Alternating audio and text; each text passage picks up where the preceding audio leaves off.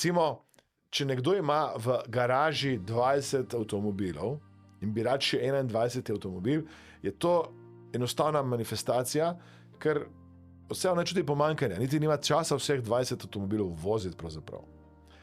Ko nekdo nima avtomobila in vidi, kako imajo drugi boljše avtomobile ali pa čudovite avtomobile, si misli, če bi jaz le vsaj imela avto.